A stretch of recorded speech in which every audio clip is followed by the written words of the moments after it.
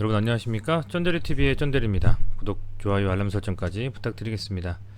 네, 우선 오늘 시장은 어쨌든 종가 기준으로 보면 많이 좀 빠졌습니다. 코스피도 그렇고 코스닥도 항상 우리가 기준이 되는 3000포인트와 1000포인트를 지켜주냐에 대한 이슈가 계속되고 있지 않았습니까? 근데 코스피는 특히 이제 3000포인트 언더로 좀 빠져버리면서 1.16% 일봉 등락률을 기록을 했고, 시가 등락은 1.4%까지 많이 밀렸어요. 그래서 기관이 8,700억 가까이 순매도를 하다 보니까 그게 외국인과 개인의 매수만으로는 쉽게 메이크업이 좀 되지 않았었던 것 같습니다. 이제 그렇다 보니 아무래도 시장 자체가 코스피 대형주 혹은 주요 이슈가 있는 종목들 위주로 좀 빠진 부분이 분명히 있는 것 같고요. 이제 그렇다 보니까 제대로 된 어떤 상승의 이 추세를 이어가지 못하고 아쉽게도 밀려버린 부분이 있습니다. 근데 뭐 우선은 뭐 기관이 어쨌든 이렇게 대량 매도를 한 부분은 뭐랄까요, 어떤 그 특별한 어떤 이슈가 있다라고 딱 정해서 말씀드리긴 좀 어려운 것 같습니다. 그 내부적으로 기관들이 매도한 그런 이유는 뭐 있겠습니다만, 어쨌건 이 기관의 매도세가 강해지면서 이렇게 밀려버렸다. 사실은 뭐 최근의 기조는 기관의 매도라기보다는 코스피 대형주 위주의 이 연기금의 매수가 좀 이루어지면서 오히려 외국인과 개인의 매도를 좀 방어하는 측면이 분명히 있었습니다. 근데 오늘 이렇게 11월 셋째 주 중간에 딱 17일에 이렇게 좀 밀어버렸기 때문에 굉장히 좀 아쉬운 흐름이다라고 말씀을 좀 드릴 수 있을 것 같습니다. 그렇다 보니 현재 이런 흐름들이 계속 좀 이어지고 있다라는 말씀을 드릴 수 있을 것 같고, 사실은 쌍바닥을 찍고 저는 반등해 줄 수 있는 흐름이 나올 거라고 좀 생각을 했었는데, 아쉬운 흐름으로 이렇게 제대로 된 좀 반등이 없이 밀려버린 상황이다라고 보시면 될 것 같습니다. 우선은 그런 뭐 지수적인 측면에서 이슈가 있었고요. 그 지수를 조금 더 확대해서 업종 차트로 본다면 뭐 사실은 이 코스피 지수에서 봤을 때 일봉으로 앞서 말씀드린 것처럼 사실 쌍바닥을 만들어 주느냐 마느냐의 문제인 것 같아요. 지금 보면 이렇게 쌍바닥을 좀 만들어 주고 2,900포인트를 바닥으로 해서 다시 한번 이 3,100포인트까지 한번 밀고 올라갈 수 있냐 여부가 향후 이 코스피 주요 종목들이 상승 추세를 이어갈 수 있냐 여부와 온라인 된다고 좀 보고 있는데, 사실 뭐 상황 자체는 조금 흐름이 그렇게 좋지는 않은 것 같습니다. 좀 아쉬운 것 같고, 다만 이제 뭐 그런 흐름들 속에서 그래도 이게 아직 완전히 이 상승 추세가 깨졌다라고 보기는 좀 무방할 보기는 좀 어려울 것 같아요. 아무래도 살짝 이렇게 눌림 거래량이 좀 그래도 많이 실리지 않은 그런 음봉이었기 때문에 조금은 더 코스피는 특히 지켜볼 필요는 있겠다라고 좀 생각이 됩니다. 어쨌든 좀 그런 상황이고요. 보시면 이 두산중공업에서 현재 보면 뭐 워낙에 좋은 이슈들이 많아요. 두산중공업은 이번에 원전에 대한 부분들 계속적으로 이슈화되고 있고요. 그리고 정권이 바뀐다면 현재 이제 대선 후보 두 분 중에 한 분이 추구하는 이 원전에 대한 어떤 기조는 이런 겁니다. 윤석열 전 그 검찰총장은 건설이 중단된 원전을 재추진하겠다라는 명확한 언급을 좀 하셨습니다. 이 원전에 대한 어쨌든 이 야당의 그 기조는 결국에는 원전을 추가적으로 건설하고 기존에 있었던 원전들도 재가동시키고 SMR을 포함한 소위 말하는 소형 모듈 원전도 조금 더 확대를 시키자, 투자를 좀 하겠다라는 향후의 내용들을 당연하게 생각을 좀 하고 있으신 것 같아요. 반면에 이제 현 정부 문재인 정권의 정부에서는 문재인 대통령께서는 어쨌든 이제 탈원전 정책을 쓰고 계시기 때문에 그죠? 그런 부분들을 기조를 아마 유지할 것이다. 이재명 현재 대통령 후보가 했을 땐요. 여튼 그런 상황들이 결국엔 두산중공업의 이 원전으로의 사업의 어쩜 좀 더 그 확대화를 계속적으로 이렇게 좀 보탬이 될 것 같고, 그런 이슈도 있고요. 뭐 해외에서는 워낙에 뭐 대외 이슈들이 많습니다. 뭐 빌 게이츠의 SMR 건설 본격 추진을 한다라거나 뭐 이런 여러 가지 부분들 말씀을 좀 드릴 수 있을 것 같고, 아울러서 이제 두산중공업의 차입금 2조를 갚았다, 뭐 재무구조 개선, 조기 졸업이 보인다, 이런 내용들, 그렇죠? 이런 부분들이 이렇게 언급이 좀 되고 있고요. 그리고 이런 것들도 두산중공업에서 19일 두산건설을 매매 계약을 하면서 2,500억 원에 판다라는 내용도 현재 나와 있는 상태입니다.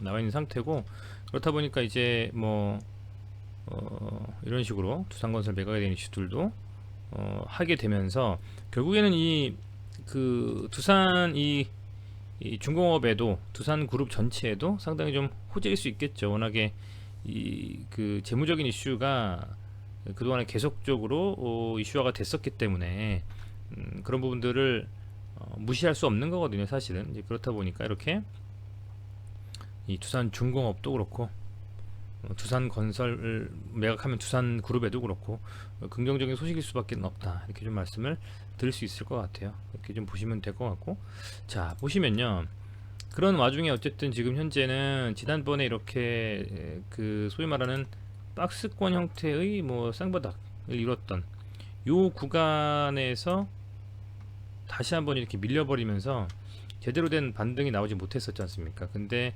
이번에 이렇게 연일 상승하면서 원전에 대한 이슈가 이 바닥을 좀 잡아주면서 쭉 끌고 올라왔고, 다행히 이 박스권에 진입을 다시 했다라는 거죠. 한 24,000원에서 27,000원 정도.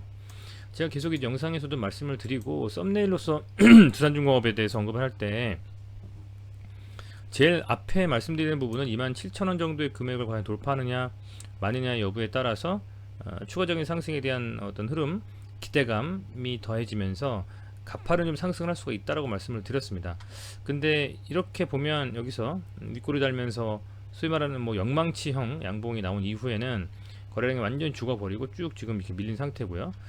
어쨌든 거래량이 좀 실릴 때는 양봉을 좀 뽑아내고 있고, 거래량이 실리지 않았을 때는 이렇게 흔들흔들하면서 지금 밀리는 상황이 되고 있기 때문에 아직은 상승 추세로 꾸준히 좀 그 갈 수 있는 가능성이 높다라고 보고 있습니다.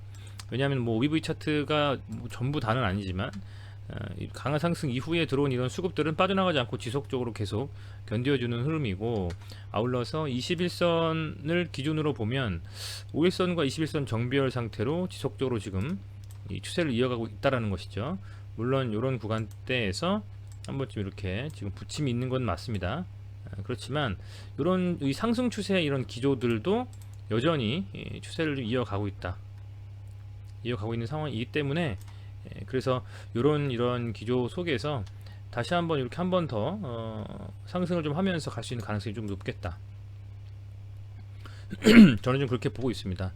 이 매동을 보면 어쨌든 매동을 보면 현재 상황이라든지 이런 것들을 좀 확인을 할 수가 있잖아요. 근데 최근에 워낙에 기관, 특히 이제 뭐 연기금을 포함한 뭐 보험, 투신 뭐 이런 각종 기관에서 많이 좀 순매수를 했어요. 그래서 지금 보면 기관의 순매수가 꽤 지금 지속적으로 2만원대부터 들어왔거든요.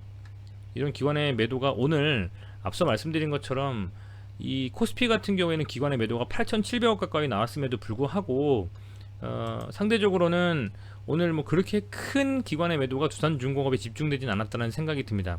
8,700억이면 기존에 많은 최근에 근래에 이 뭐랄까요, 가장 좀 기관의 매도의 금액이 큰 편에 속하는데, 그럼에도 불구하고 이 두산중공업 오늘 그래도 많이는 매도를 안 했다고 보여져요. 물론 뭐 금액으로 따져보면 한 70억 정도 되겠죠. 근데 많이 빠진 거에 비해서는 그 비중이 높지 않다는 생각이 든다라는 말씀을 드리는 겁니다. 그래서 오늘 오히려 이런 하락에서 개인은 좀 순매수를 좀 담아줬고, 외국인은 사실 추세가 워낙에 대외적인 환경이나 이런 부분들이 현재 이 외국인들이 주식 투자를 하기에 좋은 환경은 좀 아니죠. 그런 상황이기 때문에 사실은 외국인의 이런 순매수는 크지 않은데, 기관의 이런 그 매수세나 이런 부분들이 어찌됐건 이렇게 지속적으로 좀 이렇게 들어와 준 부분은 오늘 물론 단기적으로 살짝 눌리면서 조정을 받을지언정 이게 지속되면서 기관의 매도세가 이어지는 그런 흐름이 되는지는 한번 지켜봐야 될 것 같다는 생각이 듭니다. 그렇게 만약에 이어지고 외국인이 사지 못하고 개인들이 그걸 다 못 받쳐준다면 두산중공업의 종목의 그 하락도 지수와 연동해서 갈 수밖에 없겠죠. 이제 그런 부분들을 봤을 때는 기관의 어떤 오늘 코스피의 매도세가 좀 진정되는지 여부와, 그리고 이제 외국인이 계속 사고 팔고 하는데 그 금액 자체가 매도가 훨씬 더 커요. 이런 두산중공업에 대한 최소한 매도세가 좀 줄어드는지 그런 여부에 따라서 주가의 향방을 좀 가름할 수 있지 않을까 생각이 좀 듭니다. 어쨌든 그런 말씀을 좀 드리고 싶고 그런 어쨌든 환경 속에서 지금 현재 두산중공업은 나름의 이 상승 추세를 한 17,800원부터 이어가고 있다. 그렇죠?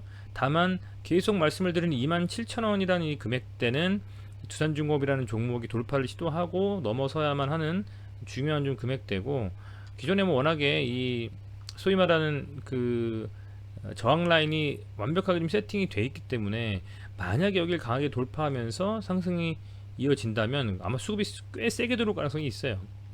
그래서 지난번 32,000원까지의 이 전고점 돌파에 대한 가능성을 더 높일 수도 있는 상황이 될 수 있다라는 겁니다. 해서 이제 이런 부분들을 감안했을 때 추가적인 어떤 상승에 대한 흐름들이 이어질 수 있는지, 그리고 지수나 이런 부분들에 있어서 수급 또 감안을 좀 하셔가지고 판단을 좀 하신다고 하면 훨씬 더 좋지 않을까 이렇게 생각이 좀 됩니다. 네, 어찌됐건 이렇게 좀 말씀을 드리겠고요. 워낙에 지금 당장 이 뭐 11월 12월이 아니라 3월 9일 이 대선 때까지도 두산중공업이라는 종목은 굉장히 많은 이슈들을 가지고 움직일 가능성이 좀 큽니다. 정치적인 요소도 있죠. 또 이 탄소 중립, 저탄소 그런 거에 대한 이슈도 있죠. 그렇기 때문에 그 큰 두 개의 틀을 뭐 특별한 특이사항이 없는 이상은 향후 소위 말하는 이 우리나라의 정치적인 뭐 패러다임 뿐만 아니라 탄소 중립에 대한 이것은 뭐 1년, 2년, 3년에 결정되는 게 아니지 않습니까?